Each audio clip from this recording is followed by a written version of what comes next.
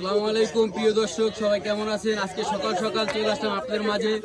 আমাদের সেই মাদবরচর ইউনিয়নে ৮ নং ওয়ার্ডে কিন্তু একটি রাসেল ব্যাপার ধরা খেয়েছে এবং এটাকে কিন্তু বাচ্চারা পিটিয়ে জখম করেছে। আমরা সবাই একটু সাবধানে থাকার জন্য চেষ্টা করব, কারণ এই সাপটি খুবই ভয়ানক। এটা একটি মানুষকে কামড় দিলে তার ৮০% মৃত্যুর ঝুঁকি থেকে থাকে। দেখুন আমাদের ৮ নং ওয়ার্ডে কিন্তু এটা ছড়িয়ে পড়েছে, তাই আমরা সবাই চেষ্টা করবো একটু সাপ থেকে সাবধানে থাকার জন্য। দেখুন এই ছেলেবেলারা কিন্তু এই সাপটি মেরে পিটিয়ে জখম করেছে, ওদের জন্য দোয়া করবেন, ওদের অনেক সাহস। এই রাসেল ব্যাপার সাপটি দেখার জন্য কিন্তু দর্শকরা এখানে ভিড় করেছে, কারণ এটা এরকম একটি ভয়ানক সাপ। সেই সাপটি কিন্তু আমাদের ৮ নং ওয়ার্ডে ছড়িয়ে পড়েছে, তাই আপনারা সকলে একটু সাবধান থাকার চেষ্টা করবেন এবং সবাই এই সাপ থেকে একটু দূরে থাকার জন্য চেষ্টা করবেন। কারণ দেখুন এটা কতটা ভয়ানক, তার রূপ দেখুন, খুবই ভয়ানক। এই সাপটি এই মাত্র কিন্তু এটাকে পিটিয়ে জখম করেছে আমাদের সেই মাদবরচর ইউনিয়নে ৮ নং ওয়ার্ডে কিন্তু এই রাসেল ব্যাপার সাপ ছড়িয়ে পড়েছে, কারণ তারা একসাথে ৪২ থেকে ৫০টি বাচ্চা একসাথে জন্ম দিতে সক্ষম হয়ে থাকে। তারা যদি